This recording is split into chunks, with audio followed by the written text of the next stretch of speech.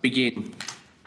I declare open this public hearing of the Joint Standing Committee on the National Broadband Network. This hearing is being held via a combination of video conference and teleconference technologies. On behalf of the committee, I welcome everyone to today's meeting. For your benefit, Mr. Britt, we have myself as chair, Ms. Susan Templeman as deputy chair, Dr. Helen Haynes, Senator Alex Antic, and Mr. Julian Simmons. This is a public hearing and a Hansard transcript of the proceedings is being made. The hearing is also being broadcast via the Australian Parliament House website. I remind you, Mr. Britt, that in giving evidence to the committee, you are protected by parliamentary privilege. It's unlawful for anyone to threaten or disadvantage a witness on account of evidence given to a committee, and such action may be treated by the Senate as a contempt. There's also contempt to give false or misleading evidence to the committee. The committee generally prefers evidence to be given in public, but understands but under the Senate's resolutions, witnesses have the right to request to be heard in private session.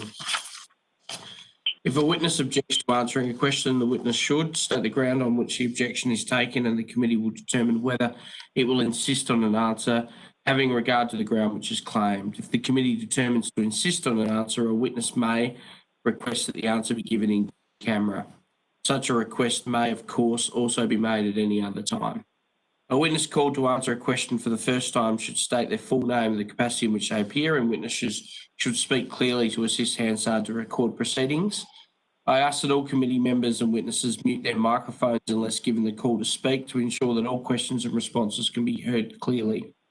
If members experience connection problems, members please contact the Secretariat directly or through the WhatsApp group. To assist Hansard, I remind all speakers to state their name prior to speaking. With the formalities over, I welcome Mr. Philip Britt, Managing Director of... Mr. Britt, thank you for taking the time to give evidence today. I understand that information on parliamentary privilege and the evidence has been provided to you. Mr. Britt, perhaps for the Hansard record, could you please state your full name and the capacity in which you appear? Yes, thanks for that. My name's Philip Matthew Britt, and I'm the Managing Director of Aussie Broadband. Before I invite you to make a short opening statement, and after which, of course, we'll move to questions, I just want to check if any other colleagues have joined the call. I heard at least a couple of beeps. Brian, join, Chair. Good morning, Mr. Mitchell. And Fiona Phillips. Good morning, Ms. Phillips. Well, with that, Mr. Britt, I invite you to make your opening statement. No worries. Thank you for that, and thanks for the opportunity to appear before your committee. I guess we've put a brief submission to the committee around our concerns and so on, but I guess probably a few things. The NBN has obviously evolved over the last 9 or 10 years that it's been in existence, and I think where we've gotten to today is that we've got an organisation and a network that's actually doing quite a good job for Australia, and the level of service certainly over the last couple of years in terms of what people are receiving has dramatically changed. Probably our only criticism really to date is the pricing construct that we operate under, the wholesale pricing construct that we operate under, and specifically the CVC construct, and so that's I guess the bandwidth charge that NBN levies for usage. It's acknowledged that there's been, I guess, movement in that ground over the last sort of 18 months with the introduction of bundles. But the amount of bandwidth that's included in the bundles today is really insufficient in our view for where Australians' usage is progressing, and particularly with the advent of COVID-19 and the I guess it's accelerated a lot of tech adoption is what we're seeing. And so the bandwidth levels, particularly in the peak periods, far exceeding what the inclusions are. And so this is creating a tension where providers are either going to have to lower the peak time speeds in order to maintain a commercial construct or raise retail prices. And we've recently done that on our higher speed tiers because our philosophy is to provide consistent peak time speeds and a premium service. And so we've altered the pricing accordingly. But over the next 2 years, unless there's an intervention into the NBN wholesale pricing model, there's going to be further price rises or further reductions in service. And so, as I said at the beginning, NBN's taken an awful lot of ground over the last 2 years, particularly in the realms of customer experience, service faults, and we make no complaint with those sorts of areas of the NBN. But it's really now the wholesale pricing construct which is the key focus for us. So I'll leave that there, and I think probably your questions are more relevant than me sort of prattling on. Thanks, Mr. Britt. Just for your benefit, so you understand how we manage logistically the operations of the committee, we have members from the Coalition, we have members from the Australian Labor Party, and we have members from a cohort from Labor and independent, minor and independent parties. What we do is, and it's my task to do this, to make sure we divide that time as fairly as possible in terms of questioning. We have a total of 2 hours, of which we've used about 10 potentially. So we will run through questions in blocks, if you like. A coalition block of about 35 minutes, a Labor block, for example, and an independent block. I think, Madam Deputy Chair, we've always gone last. I think we'll swap it around. We'll let the coalition members go first this time. Then we'll have the minor and independent parties, which effectively at the stage is Dr. Haynes, and then to Labor. I don't think we're going to run out of time today. So if we have spare time at the end of this exercise, we'll just enter into a bit of a free-for-all. So I understand, Dr. Allen, you've got a question to start off with. Yes, thank you very much, Chair, and thank you, Mr. Britt, for your presence here this morning. Are you a participant of the NBN COVID Special Working Group? Yes, I am a participant of that. Oh, fantastic. Can you explain to the committee exactly what the Special Working Group is tasked to do and how often you meet and what matters are discussed? Yeah, look, primarily it's meeting either on a weekly or a fortnightly basis at the moment. Recently, it's been a weekly basis.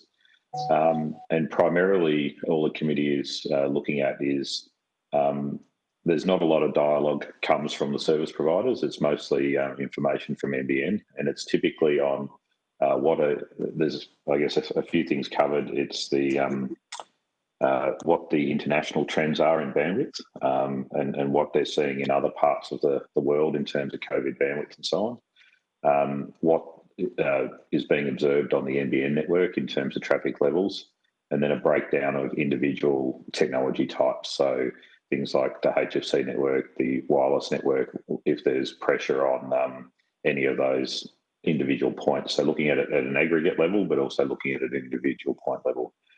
And then usually the only decision points that have been made is around the bit rate restrictions that the Minister requested or NBN requested around Netflix and YouTube and various other streaming services at the start of COVID, and whether that should be still applied or whether it should be lifted and that sort of thing. So, it's very much a NBN providing information around what they're observing, where there may or may not be congestion in their network, and then service providers deciding whether or not bitrate restrictions should be in place. So, in fact, you're doing environmental scans, to look to see how things are changing and how NBN is responding. So, and could you perhaps give us a little summary of how we are doing, compared to, say, the UK, Canada, the US, or even New Zealand, with regards to our COVID response? Do you have a feel for that? Look, based on the data we're seeing, I think Australia has done incredibly well in the COVID response. The fact that the entire nation has been able to effectively pack up and go home and school and work and all that sort of things. There's been a couple of small pockets in that, and NBN has been very quick to, address those and upgrade rapidly, certainly far quicker than we've ever seen them move before. So I think the fact that the country isn't screaming blue murder that we've got all these connectivity problems it's when there's no noise, that's good news kind of thing. So, Well, I have to concur as a member for Higgins that we've had very few problems. So congratulations, you're obviously doing a great job. thank you.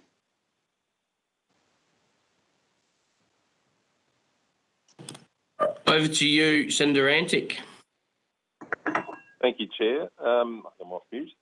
Look, I've just got a question about the subscription video on demand service, and I'm just interested in relation to what impact on your network you're seeing as a result of those services. Look, it's quite a significant impact. In the evenings, probably over 60% of the traffic would relate to whether it be subscription or whether it be other sorts of free streaming services. So yeah, streaming is a significant impact on the network. And what about the actions that are being taken by the working group, to get those streaming platforms to temporarily reduce their bit rates?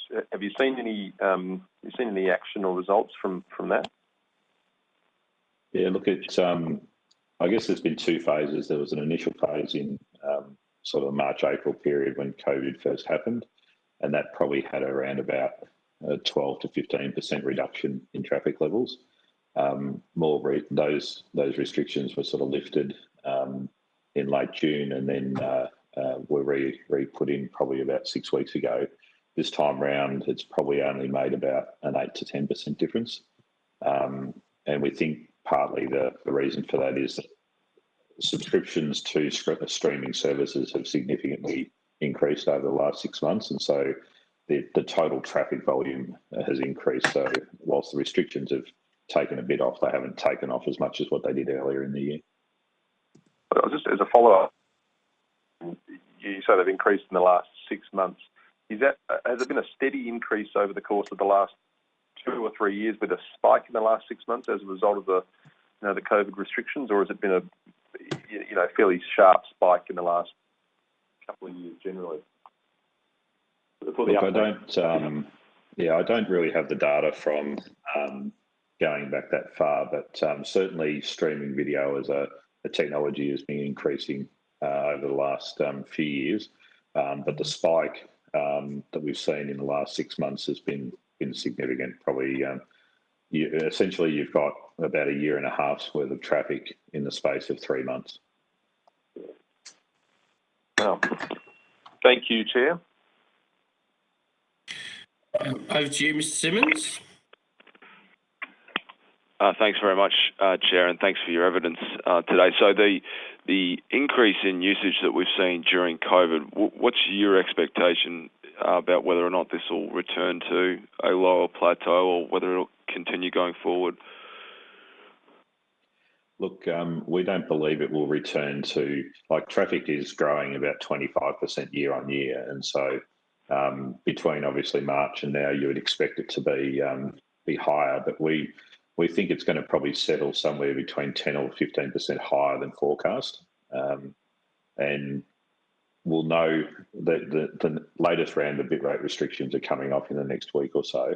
And we'll know after that what it sort of looks like, because the data we're seeing is that even Victoria is skewed because it's still quite heavily locked down. But if we look at the rest of the country and even places like Queensland where freedom is pretty much the norm at the moment, the traffic hasn't really returned to what we would expect in those states that have got restrictions lifted.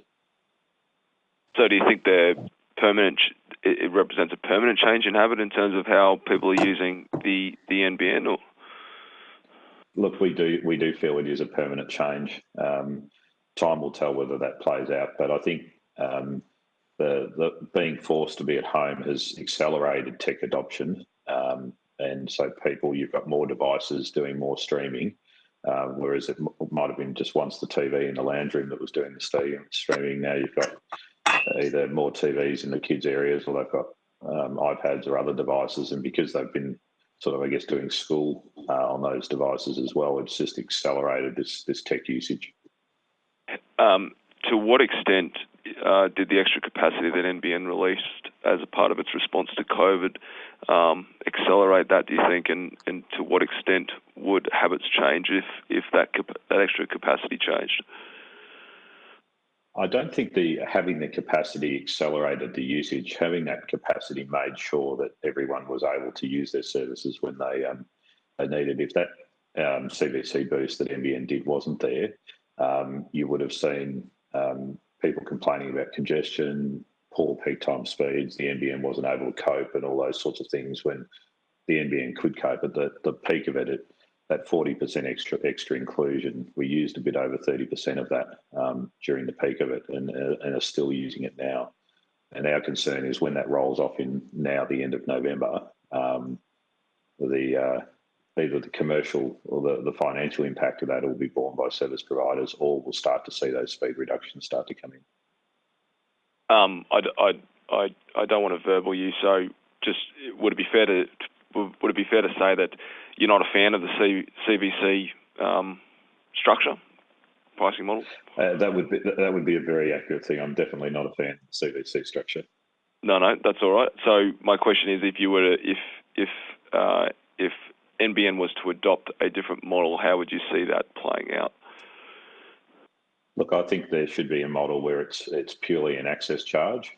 So you pay for the port at the customer's house at whatever speed tier that might be, and that there's no volume-based charging. That's the model that New Zealand largely runs under, and certainly the model that other parts of the world run under. The artificial constraints around CVC were probably relevant 10 years ago when it was dreamed up, but I think it's time we moved on from that.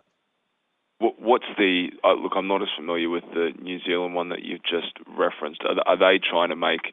Do they have the same requirement to make the commercial return that NBN does with the CVC process? Look, I don't know whether they have the same commercial return imperative that Australia does. I just know that from the start of New Zealand's network, they haven't had I believe there's two tiers. There's basically a base product for really low usage, and then there's a standard product which has unlimited CVC effectively. All right. Thank you very much, Chair. I'll hand back to you. Thanks, Mr. Simmons. Mr. Brett, I want to unpack the CVC stuff in a bit more detail, if I could. Firstly, I want to see if I can get a handle on a couple of things. Firstly, how many months now has the CVC boost been provided by the NBN? From memory, it came in late March. So we're approaching 6 months, yeah? Yep. Have you got any estimate of how much revenue would have been foregone by the company on account of that boost? I can only speak from our perspective. If we had to pay for the bandwidth that we've used, it probably would have been in the realms of about $5.5 million. Right. And you make up what share roughly of the retail service provider market? 3.5% of the retail market currently. So we could, if we're being really kind of back of the envelope, we could probably times that 5 million by about 30 and come to about 150 million. Do you think? Yeah, that would probably be about right. There are some exceptions in that we have a particularly high skew to high usage customers, whereas some larger providers might have a skew. So, but for round figures, that would be okay. Yeah. I'm not about to run off to the company's accountants with these figures. I'm just trying to get a handle on what we're talking about, because it's very easy for us to talk about the boost and how significant it was and how we need to operate in that market in that way going forward. But there's obviously costs and opportunity costs to that. Can I just double back to the questions that Dr. Allen had you with about the special working group? So if I read your submission correctly, you're effectively saying the NBN needs to do more with the CVC management after the boost comes to an end, more or less, in November. But I'm struggling to reconcile that with your decision as part of the working group to permit the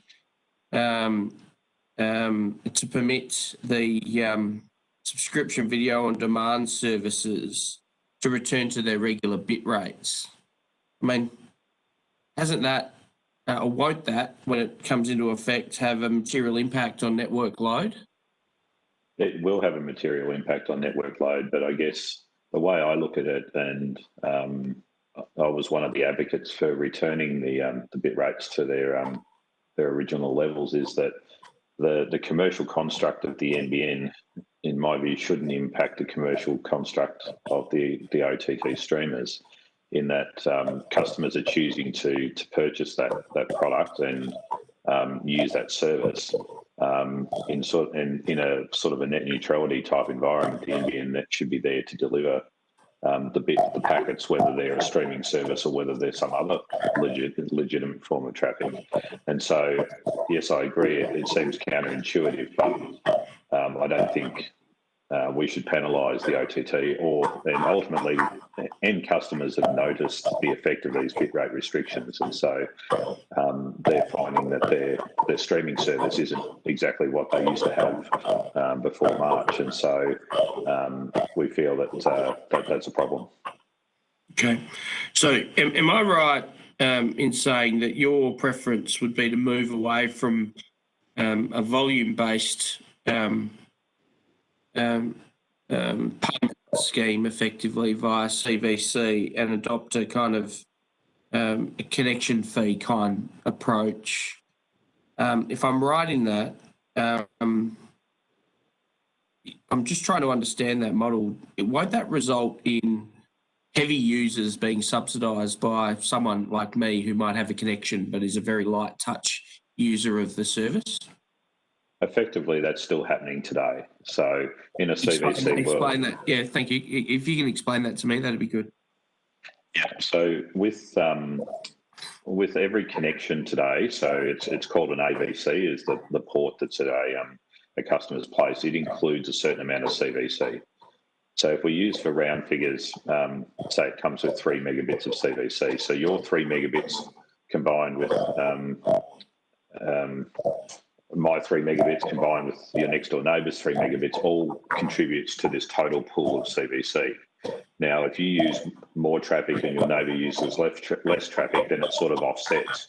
And so the whole thing works on this, I guess, law of averages. Where it starts to become a problem is when the average across the collective raises too quickly.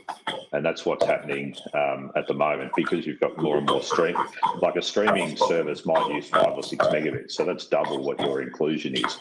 But it's relying on the fact that your next door neighbour isn't using their streaming service at the same time you're using your streaming service. And this is where it started to become a problem in COVID, because everyone was at home at the one time, everyone was using it all at the same time. And so ultimately the capacity is in the network to deliver it. So it's not a case of NBN needing to spend more to deliver the bandwidth. It is really an opportunity cost equation, and what is the appropriate cost. And so our view is, rather than skewing it towards having this usage-based model, if you basically have a blanket access price, the packets get delivered regardless of how much CVC is there, then that ultimately is a better outcome for the country. It's effectively an exercise in de-risking retail service providers, isn't it? Yeah, that's exactly what it is. And ultimately, retail service providers are going to raise the retail prices. So it's de-risking it for retail providers, and it's de-risking it for the Australian public. Save and except for effectively, as we've seen through the boost that has occurred over the last 6 months, the cost is borne by the company, NBN, i.e. opportunity cost is not recovered in circumstances where, you know, myself as an Australian taxpayer, everyone else on this call as an Australian taxpayer has invested in this asset, and it's fair and reasonable, isn't it, that we maximise the return on that asset, Mr. Brett? Look, I think there's reasonable to have some return, but I would argue is the company is running as efficiently as it possibly can. And so are its costs actually as efficient as it can? And if that's not the case, then perhaps that should be looked at as well. We're in screaming agreement, Mr. Brett. If we're talking about company efficiencies, particularly, you know, companies that are close to government, I think.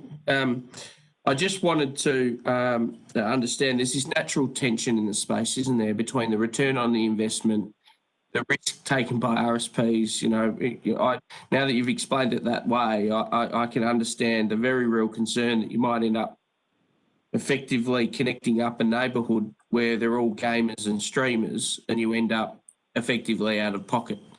So you want more customers effectively like me, I suppose, which free up the bandwidth for CVC for other users. So on that, then, if we were to, if under your proposal we move to those models, what's the pricing? How would pricing and plans transform? What was it look like to a consumer in that under that model? Look, I think at the retail price point, I think what we see in the market today would be what's there. What our proposal would be is that you keep the AVC or the port construct that's there today at the same price level, or maybe a dollar or two higher to offset the initial price point. And then over time, if there has to be increases in the AVC price to deal with CPI and all the other things, and so be it. But normally in telecommunications, prices come down and not go up. And if we look at all the other telecommunication services we buy, all the international capacity, all of our backhaul and so on a price per megabit basis, that's continuing to go down. Whereas the NBN construct isn't operating that way. So when you say kind of as it is at the moment, are you talking about like in an ideal world we'd move to the CVC boost environment we're in now becomes the new normal, effectively? Look, no, I guess we've got two positions. One is that as an interim measure, that the amount of inclusions in each plan be increased, and so we're arguing that from December, the amount of inclusion should go up, and because that's something simple and easy for NBN to do from a billing system and all their other, they've got a construct that works. The next step from that should basically then be that CVC is removed and we go to just an access price only. That requires more consultation with industry, all that sort of stuff. So that could be the medium term approach. And so from that point, so at the moment, for example, on a 120 port, that costs $58 a month ex GST from NBN. Our proposal would be is that you continue to charge that at $58 or maybe even $60, but you remove the CVC component altogether. And so it just becomes a flat port fee rather than having a volume-based fee. And then over time, if necessary, then that port goes up on a scheduled basis. But if things become, I guess, more efficient, then there shouldn't be a need for those prices to go up over time. I anticipated this spread. I don't have anything further for you. I might hand over to Dr. Haynes. I think there's some Prospect colleagues that will be. I can't precipitate what other questions will be coming, but I'm not sure that we'll get to the 2 hours. But over to you, Dr. Haynes. Thanks very much, Chair, and thanks, Mr. Britt, for your submission. I'm curious about what you know about the impact of CVC on rural and regional subscribers. Wondering if you have any disaggregated data about the impact of the CVC relief in metropolitan versus regional areas? Look, I don't have that available, but it would be straightforward for us to generate. So I'd be happy to take that on notice and get back to you. That would be great, thank you. Can you comment for me, please? You noted that the capacity is already there in the network. I'm conscious, though, that in rural and regional areas, many subscribers to the NBN through the various RSPs are using satellite or using Wi-Fi. Can you tell me a little bit about the advantage to those subscribers should the CVC charge be removed? would it impact pricing plans for people in those situations? Look, I'm not really across the satellite space. We don't sell services on the NBN satellite network, but I can talk to the fixed wireless side of things.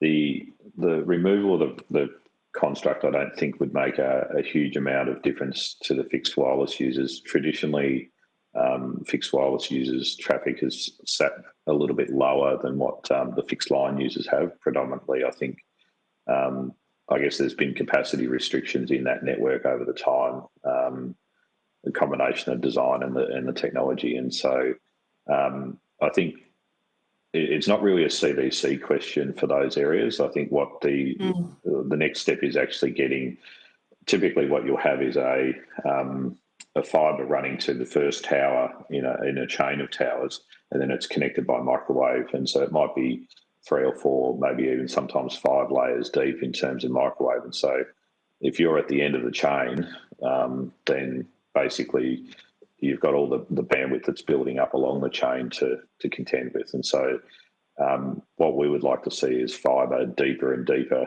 into the network, so that rather than having these towers where you've got 4 or 5 towers hanging off essentially one fibre, that there's fibre to maybe 3 out of the 5, and then microwave for just one hop sort of thing, and that would overall help.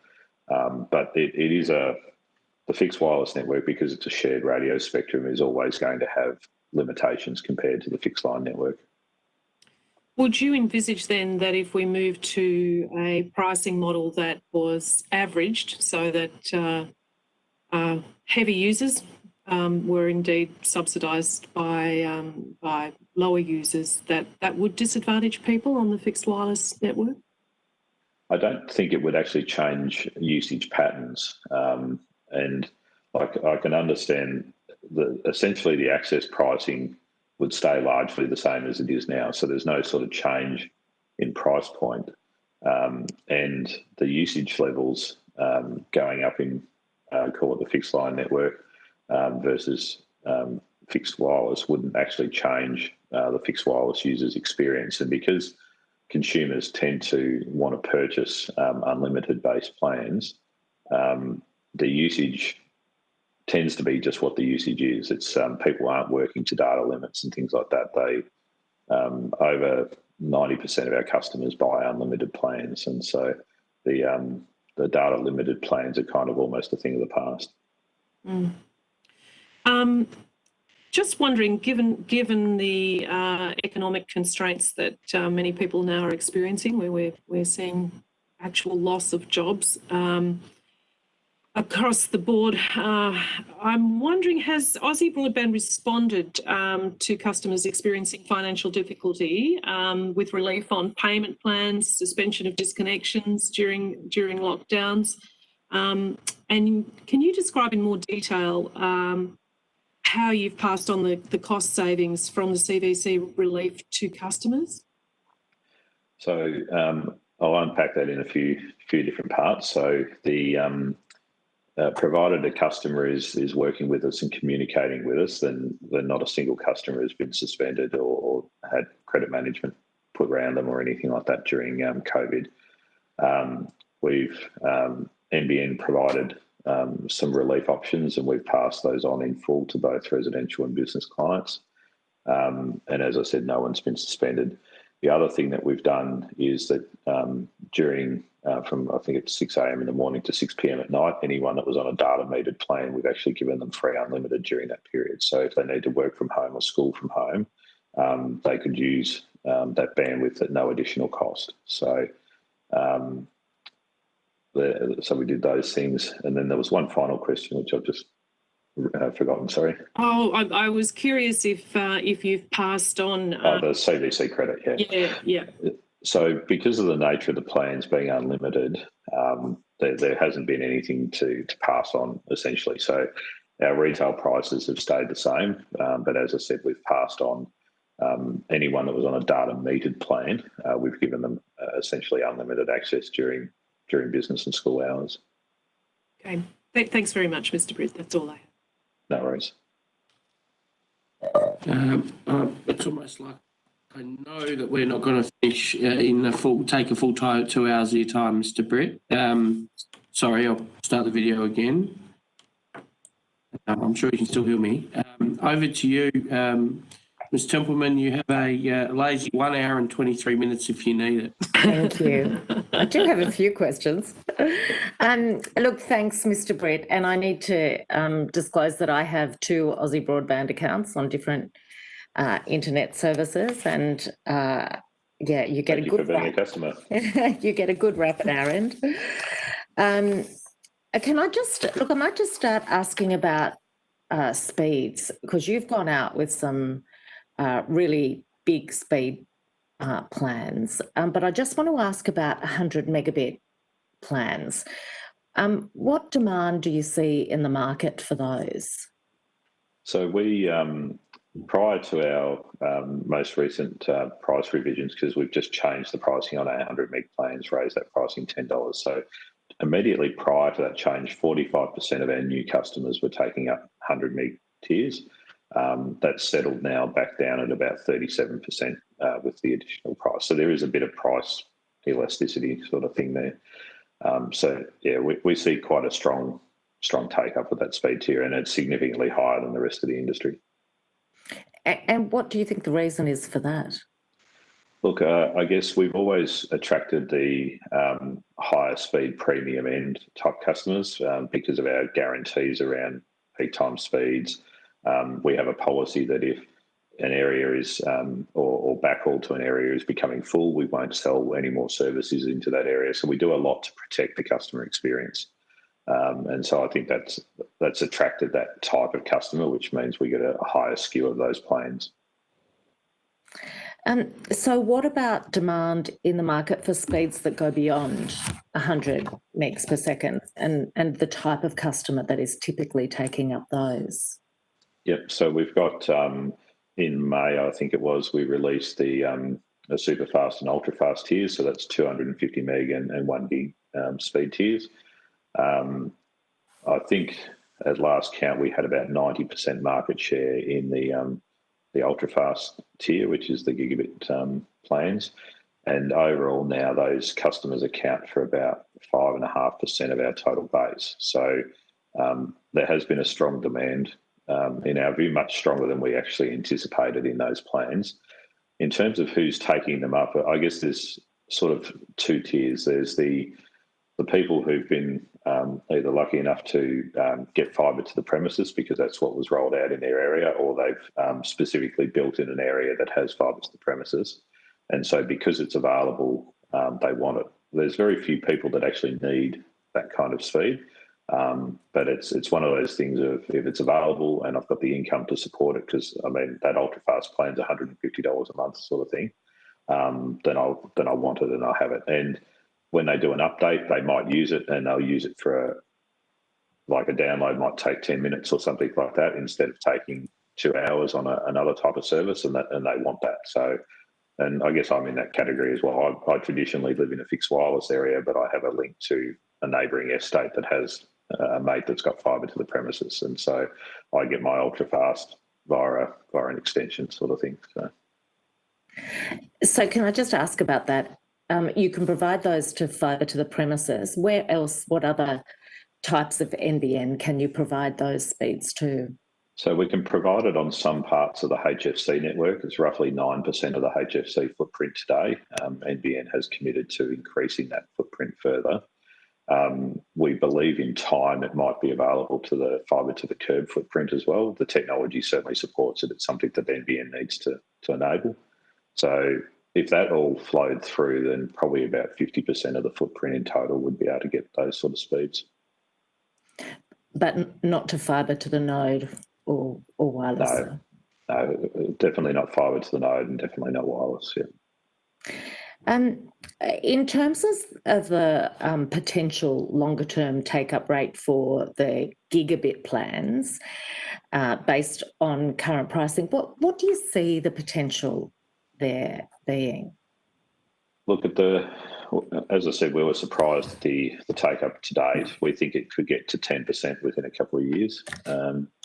there is definitely demand there for it, and there's actually a lot of pent-up demand in people that want it, but they're in a HFC area that can't quite get it yet. And so I think once the footprint continues to evolve, there'll be more demand for it there.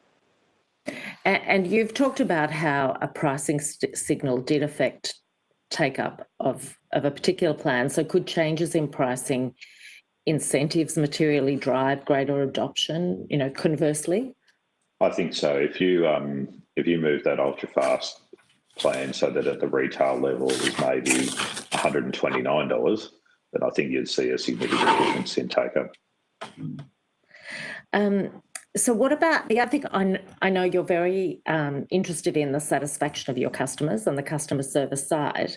How does the satisfaction of customers on those very high-speed plans, that sort of, I guess, 250 megabits and above, compare to those on more conventional household plans?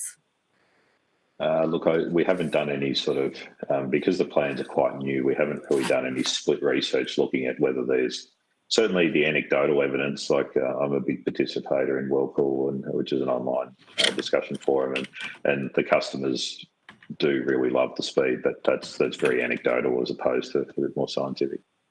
Yeah. And can I just ask, in terms of the breakdown of small business plans, what do you know about the plans your small business customers are using? Are they using specific small business plans, or are they opting for more domestic plans? Look, it is a mixture.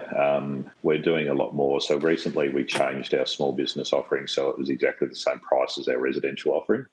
And then we've done a few further tweaks around that to actually make the small business plans have a greater level of support. So they're actually paying the same level. So that's normally the reason why business ends up on residential, is because they don't want to pay any more. And then what we do from there is we offer the service level agreements that NBN provides, and we offer them as like an optional extra on top of those plans. And so if they want the 4-hour response type turnaround, and that's sort of sold as an option to those who want it. So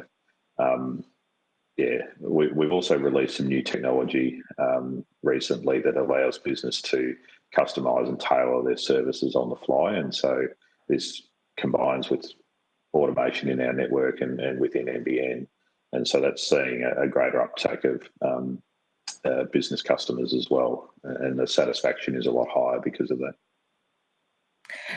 Do your figures give you any idea in terms of the increased usage, what portion of that was for small business over this sort of last 6 months of COVID? Look, the business is a very different traffic profile, so it tends to be daytime traffic, and that's why we've made business what it is, because we need to attract essentially more businesses. They don't contribute any additional bandwidth because typically they're not using it in the peak time, because with CVC we pay the price for whatever the evening peak is that we need to set, and so typically that's about 40% higher than what daytime traffic is. And so businesses businesses are good to have on the network because they don't really contribute to that peak time demand. I just want to pick up on some of the pricing and CVC issues, and so you've answered some of this in bits, but I just want to clarify a few parts of it, if you don't mind. Okay, so we had the 40% CVC uplift brought in until September, and then extended to November. I suppose I'm just wondering whether in the lead up to prior to that November decision being made, what impact you were anticipating for, from a retail provider perspective and consumer perspective, had that uplift not continued? Probably the easiest way to explain that one. So from when it was finishing in, it was originally the 19th of August, then it became the 19th of September, and now becomes the 30th of November. The 19th of September to the 30th of November period, having that concession there is a $450,000 saving for us.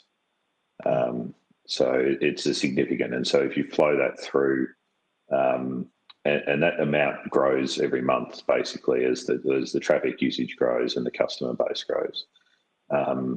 So CVC over the next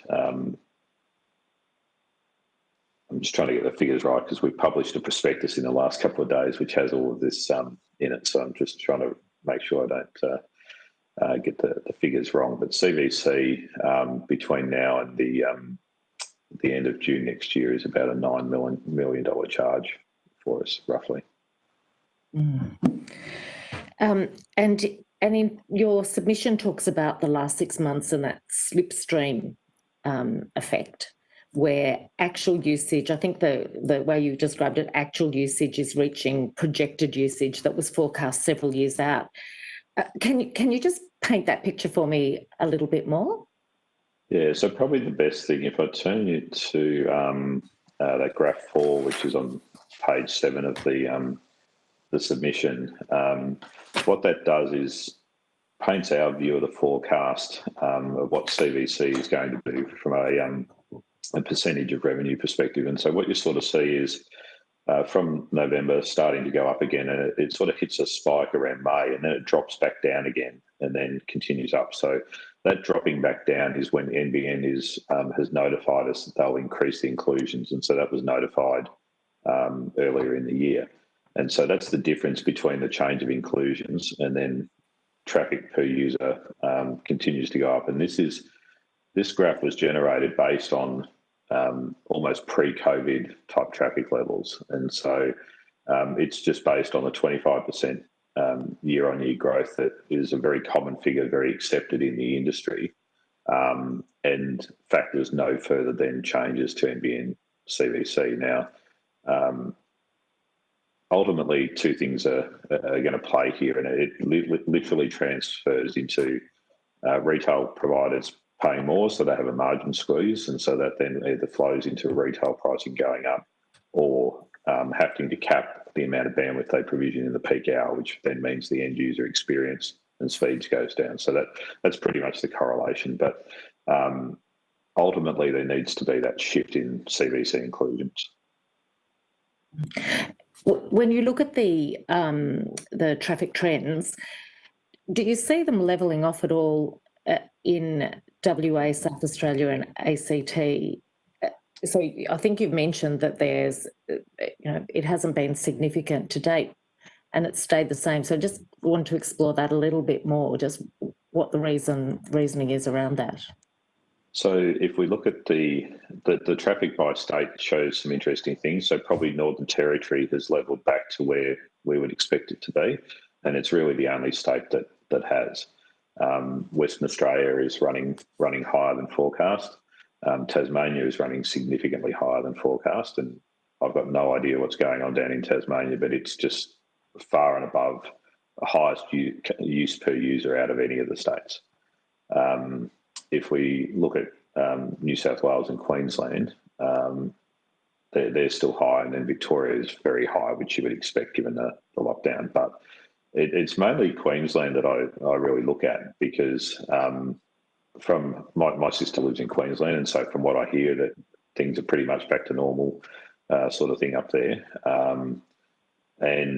But the traffic patterns are definitely not reflective of normal. And so if life is that, I mean, a warmer area, people presumably getting out and doing things and returning to normal life, I would expect the traffic to be back at that way. But that's not what we're seeing at the network level. So if, I guess the question is, we can't really predict what will happen, but if like the Northern Territory, we do see a levelling off, what's the argument against NBN withdrawing support? If traffic is continuing, I mean, it feels to me like we've got two options. One is where it levels off, and then you've got to ask, why shouldn't NBN withdraw that support? But if it stays the same, what is the need for it? So what's your thinking around that? Look, I think this is why the extensions, why we've seen now 3 extensions to the COVID relief, because no one really actually knows what's going to happen, and there's lots of money at stake here, whichever way you cut it, and no one wants to make the wrong decision. And so ultimately, what I think over the next week, we'll see the bitrate restrictions lift on the streaming services. and from that, that'll give us a feel for where traffic is really kind of sitting, and then we can see where it goes from there. But from a point where really retailers need a decision probably by about the 15th of October, because any change needs to either be flowed through at retail level, or at least we know where we're standing, because that only gives a 6-week window from when we know to when the change will take effect. So it's pretty important that we get to a decision. I don't think anyone's going to have a perfect decision in this scenario, just because there's too many unknowns. But we need to get to a decision and then move forward from there. Thank you for helping us think that through. Look, I've been asking questions for ages, and I might see if Fiona Phillips, you're on the line there. Yes. Would you like to just pick up on some questioning? I've still got a few more, but I better throw to you for a bit, and I'll come back. Yeah, that's okay. Look, thank you for that, Mr. Britt. I might just ask some questions around NBN Enterprise. First question, is it fair to say the role NBN is playing in the market has been quite positive for relatively smaller providers, such as Aussie Broadband? Look, I would say that's definitely the case. It's, I guess it's done two things. It's given us a national footprint of enterprise services where it may have been harder to access in the past. It's also created wholesale price pressure. So where we would have normally only had one provider to go to, now there's at least two in all markets. So. Okay. And what type of activity does NBN conduct in the enterprise market that you might consider goes beyond the reasonable scope of their wholesale-only mandate? Look, I guess there's been some changes since over the last 6 months in that regard, but I think where it operates today is probably about right. Where it was operating, say, 6 months ago, perhaps was going too far in terms of constructing deals and things like that. I think where we'd like to probably see it get to is obviously some very, very large customers want to deal directly with NBN, but I think it sort of probably needs to move to more an arrangement where if these large providers do want to construct a deal with NBN, that then there's a panel of providers that can work with them and essentially tender for the work, as opposed to every provider trying to construct a direct deal with that company separately. So. Okay. And Vocus have made some fairly public criticisms about the role NBN plays in some segments of the enterprise market. In the past, examples have been presented where NBN has run fibre into the basement of corporate buildings where 6 or more existing providers were already running fibre. Do you, in your opinion, do you really consider that is the best use of taxpayer money? Well, I guess the thing to consider is that NBN has an obligation to provide basic level services to that building. That building might have lots of large businesses, but it might also have the coffee shop and the subway and whatever else is there, and NBN has to provide a basic TC4 service to that. And so it could either do that through fibre to the node, or it could do it with a fibre to the premises style network. And so for me, if you're going to have to service those small businesses anyway, then you may as well run the fibre in, and if that opens up enterprise opportunities, well, that's a nice bonus sort of thing. So I don't see that it's a misuse of taxpayers' money like what Vocus does. I see it that they have to provide the service to others in the building anyway, and then if that opens up then a seventh option in the building, well then that's a bonus. Okay. And just a final question in relation to NBN Enterprise. Do you consider there should be greater transparency about the flow of internal cross-subsidies and how they interact with the role of NBN in the enterprise market? Yeah, look, I think more transparency is always good. It's not clear to us necessarily how some premises end up being on what I'll call a free install model, and other premises are on a cost to install model. So I think more transparency is always a good thing. Okay. All right. Thank you. If Susan's on the line, Susan, I might go back to you if that's okay. Thanks, Fiona. Look, I'm still trying to get my head around CVC, and we know this is a big piece of it. So I'd just like to ask a few more questions around that of you, Mr. Brett. I mean, clearly you're arguing very strongly that CVC should be removed because of the pricing uncertainty it creates. And you've talked a little bit about the alternate structure. Is there anything more you can add about that you want to add? You've talked about a flat, a single price and then more inclusions to start with, and then you've talked about stage 2. Is there anything more that you can paint a picture of how that would operate? I guess if we look at it, and I'm trying to think of other ways to explain it, but essentially, I guess the interim step today, NBN sells a number of different speed tiers, so the 12 meg, 25, 50, 100, that kind of thing. And each of those tiers come with a certain amount of inclusions that then contribute to the overall CVC bundle. There's other ways you could do it as well. Like recently, NBN moved to a national CVC model. So originally it was based on you had a limit per POI. Now it's you aggregate your total traffic together. So total inclusions versus total purchase then equals whether you pay additional or not. Another way of doing this that might be more palatable could be to move to what they call a 95th or a 90th percentile model, where essentially the very top peak of the usage, so the top 5% of the usage, just gets chopped off. And this is a concept that's been very common through the industry if you're buying internet bandwidth or what they call transit bandwidth. And so what that deals with is essentially you're paying for an amount that you might only use for 30 minutes a day for that very, very peak period. And so by taking the top 5% off, then you're taking that very top peak off. And so that this is another way you could potentially do the construct. And we did argue for this in the pricing submission sort of last year as well. But ultimately, because traffic usage is going to keep going up year on year, you either need to keep moving the inclusions on a more regular basis than what they're doing at the moment, or the bandwidth constraint has to go. I'm not sure of how else I can cut it, sort of thing, other than that. But and in terms of when you've looked at the alternate pricing structure, does that still permit NBN Co to meet its existing revenue targets, do you think? Look, we believe it does. Like the overage is something, or excess CVC is something that's not incurred by all providers. And whilst we don't have any visibility over what each provider gets, there's some data that from the ACCC reports that come out that you can sort of glean different bits and pieces from that.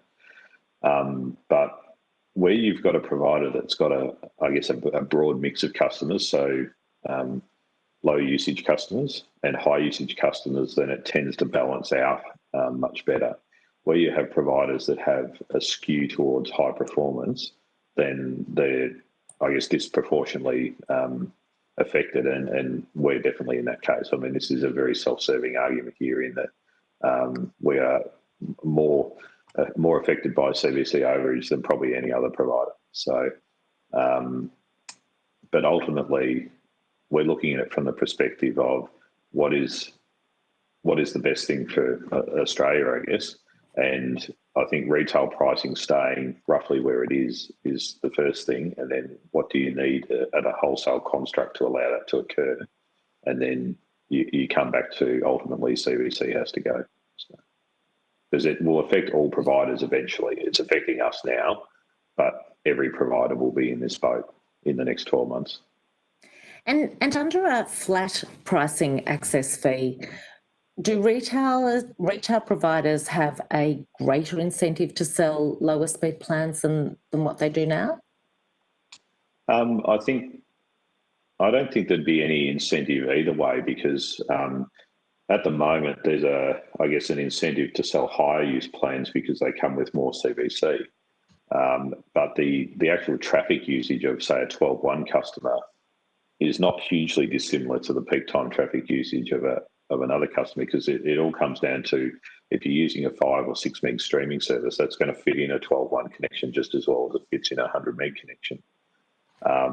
And so where you've got providers that are serving the low cost end of the market, which is an absolute necessary end of it, the traffic patterns aren't that much different. And so ultimately the price then becomes is what access speed do you want, whether it's 12, 50 or 100, and the volume of traffic then is irrelevant. So you've talked about the dollar cost that the CVC represents to you. Sort of including that into the whole business model, are the margins on NBN sustainable at the moment? We haven't made a profit for the last 4 years. So I would argue that the margins are definitely tight. That other people might say that retail prices are too cheap and that's why there's no margin. And my argument to that is, yes, I would agree with that. And the competition in the retail space is so strong that it becomes a very price-driven game. So is it sustainable for you is it those margins that are contributing to as a key part of your Look, it's certainly a key element to it. This next financial year will change for us, but we're at a point now where we're 300,000 customers, and so that scale component plays a part. And so providers that are at the smaller end of the scale, which I mean, we're the largest of the small essentially, would be really struggling, I think, with the retail price points and the margin levels.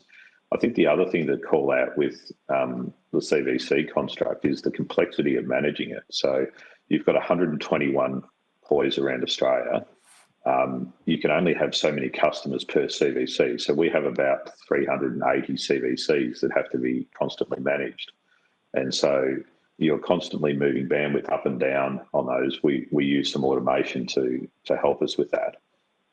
But the complexity of managing the bandwidth, making sure you've got sufficient bandwidth and all that there, if it was removed, then you remove a layer of management and complexity out of it as well. So there's some potential man-hour savings as a result of that, as well as also making sure that if you get it wrong, then the right amount of bandwidth is there. So there's complexity that gets removed, and that's both on our side and on the NBN side as well. Thank you. I don't think anyone's spoken to us about that layer of it previously, so that's really interesting to understand. So I think you've probably covered the challenges, but are there any other challenges around coordinating changes to NBN wholesale pricing and CVC with the retail prices that you've already embedded in customer contracts? Is there anything else that would come into play?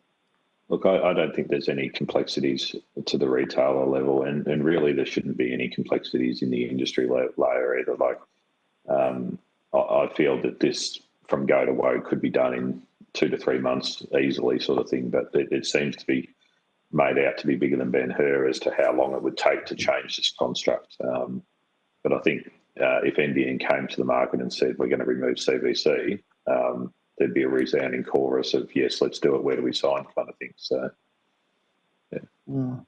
Can I ask about 5G? Do you think 5G can provide a reasonable offering for low-income users who only want to pay $50 or $60 a month? And how do you see that playing out? You know, do you have a view on how that might play out in the market? Yeah, I absolutely do think that 5G will have an impact at the lower end of the market. So people that are low usage, maybe less than 100 gig. And from a speed perspective, it will do that. But I think at the more family to high end of the market, 5G is not really a solution that will play out in that regard. But I think it will definitely start to eat the lower end of the market. And just on the ACCC update to its in-price inquiry in the last week, following new entry pricing proposals from NBN, combined with the new wholesale service standards. In your view, how will these improve the affordability of entry-level NBN services?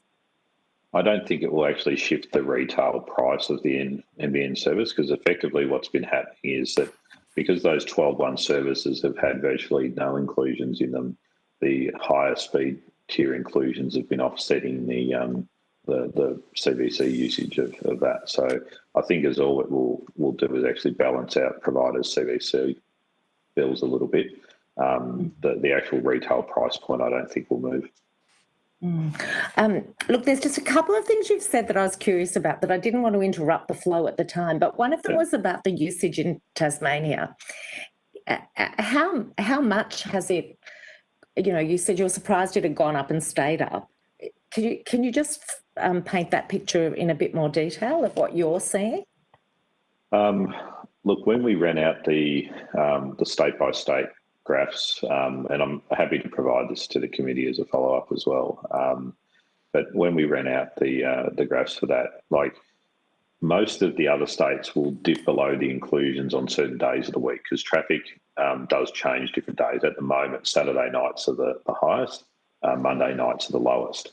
And it builds up to a crescendo on Saturday night and then drops down, and then the week continues along, builds back up again. Is kind of how it works.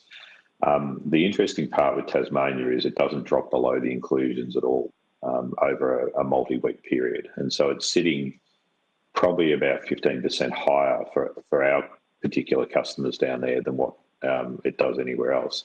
The other part is that they're tending to not buy 100 meg plans. They're buying predominantly 50 meg plans. And so the amount of inclusions is lower as well. And so they're paying less but using more. Sort of thing, yeah. And there's no qualitative research about why that might be. What might be going on. I mean, the interesting part, like a good part of Tasmania is fibre to the premises as well. So they've got the premium network, but they're not necessarily paying for the speeds, but they're using large amounts of data. So. Yeah, interesting. The other comment that was made, and it might have been the chair who made it, just a remark about gamers and streamers. Are you able to have any idea, because of the usage pattern, what use is being made of the data, or is it just one amorphous sort of data usage category for you? Look, we tend to look at it in the whole, but one observation I'll make with gamers is there's a perception that gamers use a large amount of bandwidth, but when they're actually playing in game, they're actually using a very low amount of bandwidth.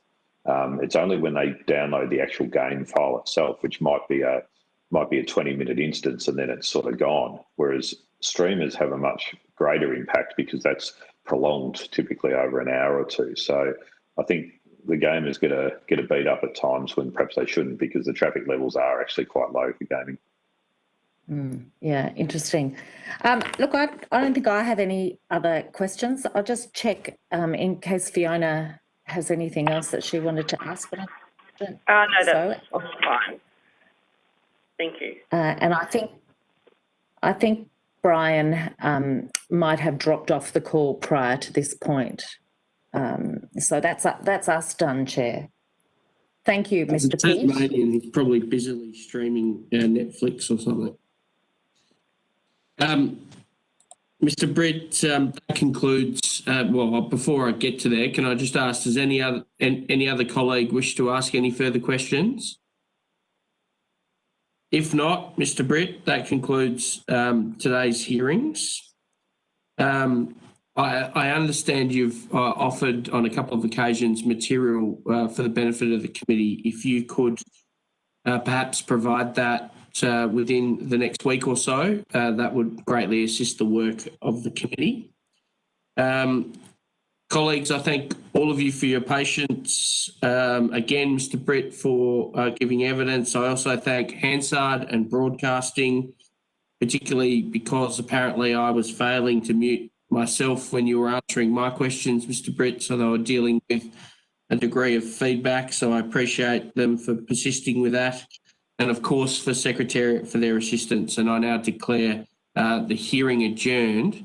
Colleagues, you're aware